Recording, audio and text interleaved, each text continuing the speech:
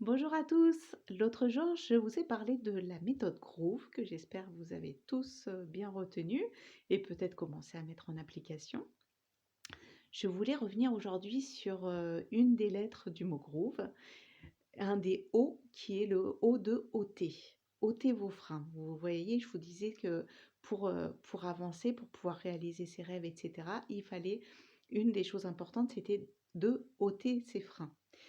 Bien sûr, c'est plus facile à dire qu'à faire. Je sais que j'ai déjà eu des personnes qui m'ont remonté: «Oui, mais c'est bien joli, mais comment faire?» Et c'est un vrai sujet compliqué.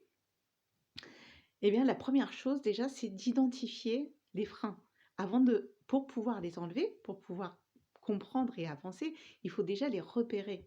Quels sont les freins? Quand je vais décider de faire quelque chose, tout à coup, je vais avoir une lubie, comme par exemple, ça m'est arrivé à 30 ans, à 40 ans, enfin, voilà. Ou bon, je vais prendre l'exemple de 30 ans, où certaines personnes, en l'occurrence surtout une personne, m'a dit que je faisais la crise de la trentaine.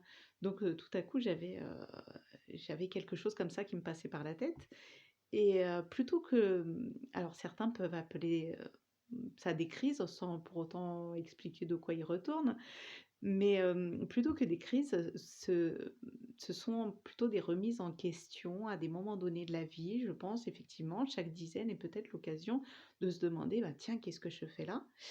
Et au moment de se demander ça, parce que forcément c'est des cycles dans la vie, il y a des périodes de 7 ans, de 3 ans, des fois de 10 et où on fait le point sur sa vie et on se dit: «Mais mince, j'ai peut-être envie d'autre chose à ce moment-là». Et bien souvent, en fait, il y a beaucoup de personnes qui ne laissent même pas émerger émerger leur envie parce que justement, elles se disent, comme cette personne extérieure m'a dit: «Mais c'est une crise, mais qu'est-ce que je fais? Mais qu'est-ce qui me vient par la tête? Mais je fais n'importe quoi, c'est une lubie» et donc il y a beaucoup de personnes qui, d'entrée de jeu, vont cacher ça et donc leur propre frein, des fois, c'est eux-mêmes. Un des premiers freins, ça peut être soi-même et son inconscient qui dit: «Oh là là, j'ai pas le droit de penser à ça et bon, vite, je vais l'enfouir et je vais bien le cacher». Et ben, il y a pas forcément des crises. Il faut vous écouter, comme je disais avec l'autre O de Groove, il faut oser. Mais d'autres freins, enfin parmi ces freins, ça se rejoint, c'est une question de peur surtout. C'est une question de peur, peur de soi-même, peur du changement, là, de se dire: «Mais mince, qu'est-ce que je fais?» Donc moi, la crise de la trentaine, c'était tout à coup, de vouloir divorcer, mais c'était pas une crise, hein, je regrette rien à l'heure qu'il est. Alors que ça fait maintenant un certain moment, bon, on va dire, 2-3 ans, non, j'ai un tout petit peu plus. Bon bref, donc voilà, c'était pas du tout une crise, c'était une remise en question, le fait de se dire: «Mais qu'est-ce que je veux réellement dans ma vie?» Et je pense que ça revient régulièrement dans la vie de quelqu'un et heureusement quelque part parce que sinon on s'encrouterait un peu, on resterait toujours au même endroit et cetera. Bon là, depuis que j'ai 40 ans, j'ai d'autres, lubies comme diront certains. Je ne pense pas non plus que ce soit des lubies et voilà, je pense qu'il faut savoir écouter ses rêves et cetera. Donc revenons sur les freins qui peuvent vous empêcher de vivre vos rêves. Donc dans ces freins, il y a la peur de tout d'abord de décevoir. Hem, Si je prends mon exemple concret, moi j'avais pas peur, mais bon, c'est pour vous situer dans un exemple. La peur de prendre cette décision, enfin si, j'ai quand même eu peur au moment où justement je me suis dit: «Mais je pense au divorce et je me suis dit: «Mais mince, c'est la peur du changement. Je vais complètement revoir ma vie, comment elle est là, elle se passe comme ci, comme ça, elle est bien structurée et tout et moi je vais venir tout chambouler». Donc c'est la peur. C'est la peur de décevoir les autres, donc ça peut être son mari, ça peut être sa famille, parce qu'il y a plein d'autres, exemples qu'on pourrait prendre. Je vais prendre un autre exemple sur le travail, par exemple. Je beaucoup d'exemples. Quelqu'un qui veut changer de travail. Tout à coup et j'ai des collègues, récemment, enfin sur la dernière année, j'ai beaucoup de collègues qui sont partis, enfin sur la dernière, heu, entre 1 et 3 ans, beaucoup de collègues qui sont partis, notamment un qui donc on a quand même des postes, des postes qui sont bien, qui sont sûrs, et cetera. Donc toutes ces personnes avaient des postes, voilà, une carrière bien tracée, tout ça, un salaire assuré et notamment une des dernières qui est partie, c'est un homme qui est parti pour devenir ébéniste, hein, donc qui a quitté la région, qui a quitté le travail et pour aller faire une formation d'ébéniste. J'admire énormément parce que c'est vraiment, ça a rien à voir avec ce qu'il faisait, je vais pas dire son métier, mais ça n'a rien à voir et c'est vraiment, voilà, lui, il était dans une dynamique où vraiment il allait de l'avant, mais dans ce cas-là, il aurait pu avoir peur de décevoir sa famille, par exemple, parce qu'il passait d'un statut, bon, je peux dire quand même qu'on est fonctionnaire, donc il passait d'un statut fonctionnaire avec un salaire, qui tombait tous les mois, une carrière, voilà, qui serait allée jusqu'à la retraite, pour prendre le risque de faire complètement autre chose. Et si ça imaginons que ça se passe mal dans son nouveau travail, enfin que ça se passe mal au regard d'autres personnes, donc par exemple sa famille, sa femme et ses enfants, pourraient dire: «Mais écoute, tu quittes un travail où tu étais payé, imaginons, 3 000 € pour aller faire une carrière d'ébéniste où tu vas peut-être galérer au début pour trouver des clients et cetera».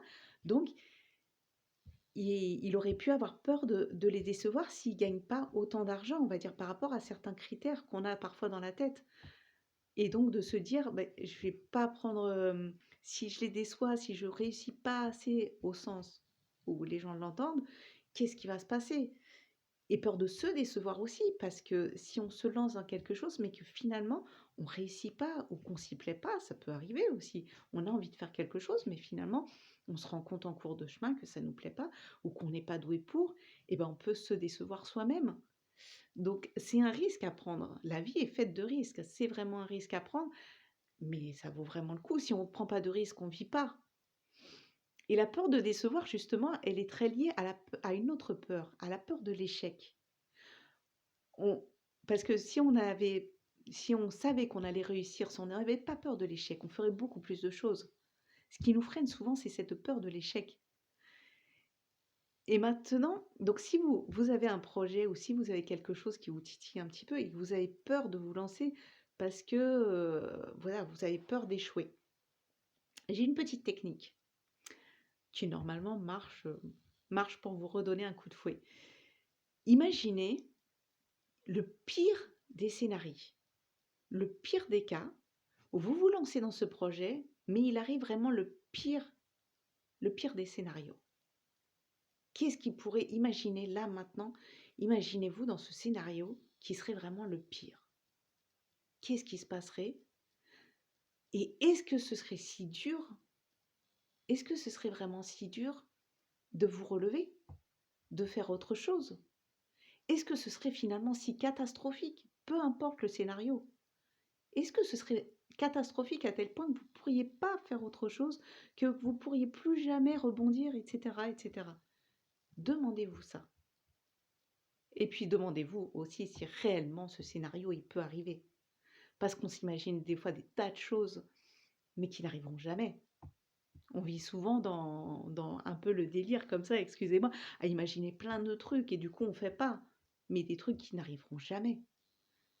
Donc peut-être qu'il y aura des obstacles, parce que sinon ce serait pas drôle. Si on arrivait déjà à la fin, ce serait pas drôle, hein. Ce serait un peu comme si on arrivait à Noël à déballer des cadeaux sans avoir préparé le repas, la fête, les décorations, tout ça. Enfin, il y a quand même, il y a quand même un certain plaisir à aller jusqu'au bout de la chose. Donc il y a quand même un certain plaisir à obtenir ce qu'on veut en ayant un petit peu quand même du fil à retordre, parce que sinon c'est pas drôle.